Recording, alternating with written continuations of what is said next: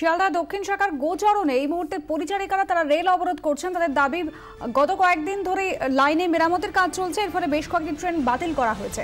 অভিজ্ঞান নমস্কার, আমাদের প্রতিনিধি রয়েছেন আমার সঙ্গে টেলিফোন লাইনে। অভিজ্ঞান, ট্রেন বাতিল হলে সাধারণ মানুষের প্রত্যেকের অসুবিধা হওয়ার একটা আশঙ্কা থাকে, পরিচারিকারা তারা কেন রেল অবরোধে সামিল হয়েছে?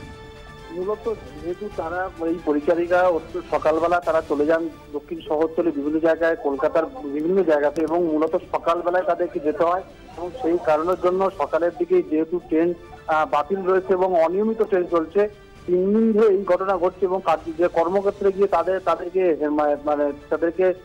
গৃহস্থ বাড়িতে তাদেরকে হেনস্থা করা হচ্ছে এবং তাদের বিশ্বাস করা হচ্ছে যেহেতু তারা লেটে যাচ্ছেন এবং তাদের কাজের ক্ষেত্রে তাদের সমস্যার মুখে পড়েছেন। এবং সেই কারণেই আজকে যেহেতু সেখানে নবগী ট্রেন সকালে দেওয়া হয়েছে এবং কয়েকজন ট্রেন থেকে পড়ে গিয়েছেন ভিড়ের চাপে, এবং সেই কারণেই মূলত মহিলারা যারা পরিচারিকায় কাজ করেন তারা রাস্তায় মূলত রেল লাইনের উপর বসে পড়ে তারা রেল অবরোধ শুরু করেন সকাল 6:10 থেকে।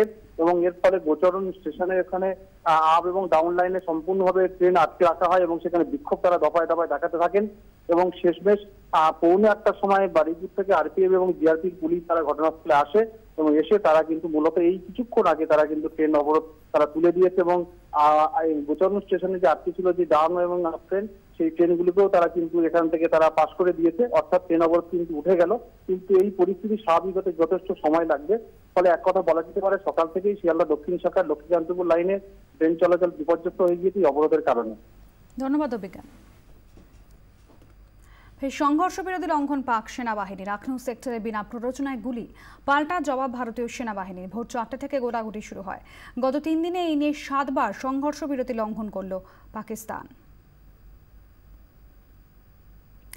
সংঘর্ষ বিরতি লঙ্ঘন পাক সেনাবাহিনীর। আখনু সেক্টরে বিনা প্ররোচনায় গুলি চলল, ভারতীয় সেনাও পাল্টা জবাব দিয়েছে।